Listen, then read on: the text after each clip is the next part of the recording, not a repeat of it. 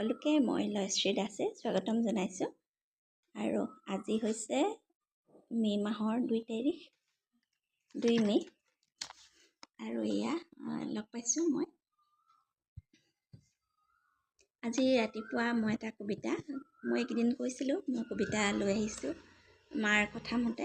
গতিকে আজি ৰাতিপুৱাও মই এটা কবিতা লিখিলোঁ আৰু খুব ভাল লগা এটা কবিতা।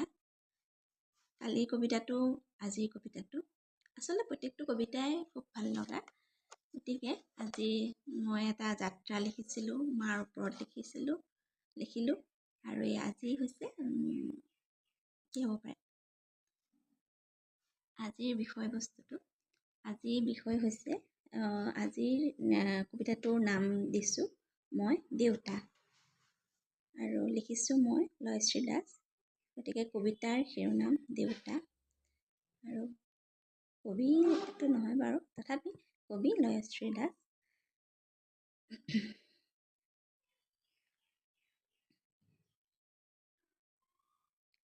অনুভৱৰ এক হৃদয়ংগম সীমনাত প্ৰশান্ত এখন শান্ত বহল পৃথিৱী মোৰ বাবে মোৰ দেউতা।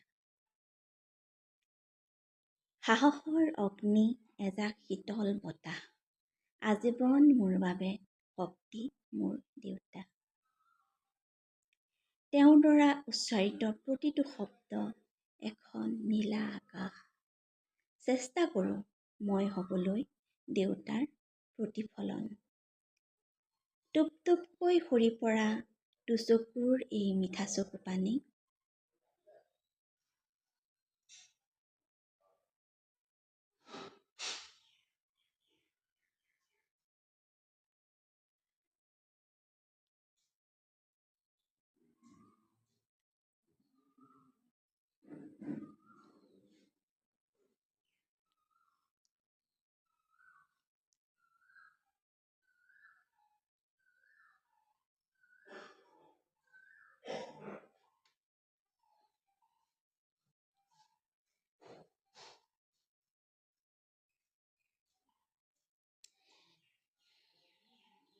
খিলখিলকৈ হাঁহি উঠা মোৰ হাঁহিৰ মিঠা নাম মোৰ দেউতা।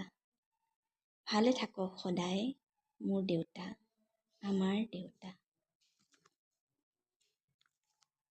ধন্যবাদ।